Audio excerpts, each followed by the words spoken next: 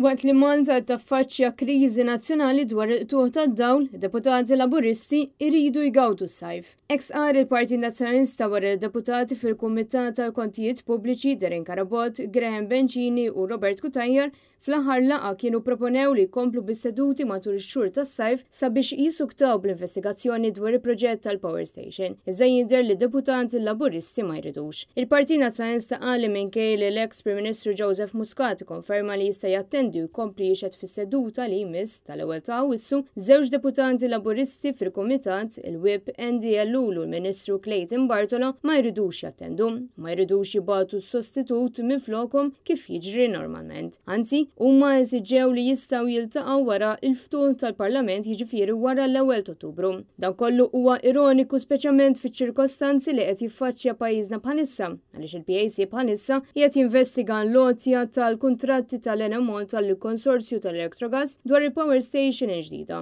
U l-membri deputati Laburisti ma jridux jiltaqgħu fis-sajf waqt li Malta qed taffaċċja kriżi nazzjonali tal-enerġija. Il-Partit Nazzjonalista saħaq li jkun aħjar kieku d-deputati tal-Gvern jingħaqdu ma' deputati nazzjonalisti u jistaqsu domandi veri lil poplu ħaqqu risposti għalihom. B'mod speċjali meta l-Partit Nazzjonalista jrid jassigura li pajjiżna jsir jaf għaliex il-fondi pubbliċi ma ntefqux bl-aħjar mod biex kieku llum pajjiżna mhux għaddej minn kriżi nazzjonali.